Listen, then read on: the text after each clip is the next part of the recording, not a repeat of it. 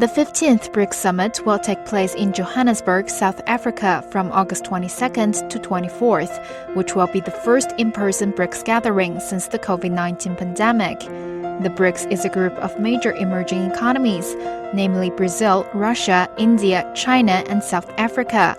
Altogether, the BRICS nations account for more than 40% of the world population and about 26% of the global economy. BRICS is going to be the foundation of developing countries. And as they develop, as they put more effort in infrastructure, in interconnectivity, in employment, in environment, we expect that there's going to be more cooperation within developing countries. I think the development of the BRICS Summit now is tremendous.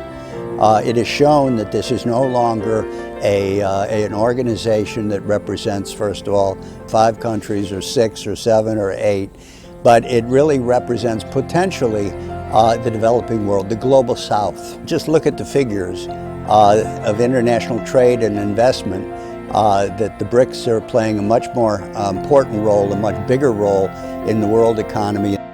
In recent years, given the trouble where the contest, the positioning of the BRICS on an essential issue has helped to consolidate the path that have contributed to creating better global conditions.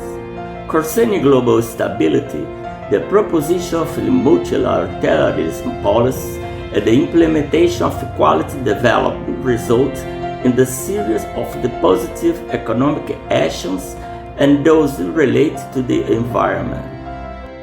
Los intercambios que tienen los países BRIC, las propuestas de los países BRIC, el banco del BRIC, el financiamiento del BRIC, cómo está beneficiando a las economías emergentes y a las economías en desarrollo.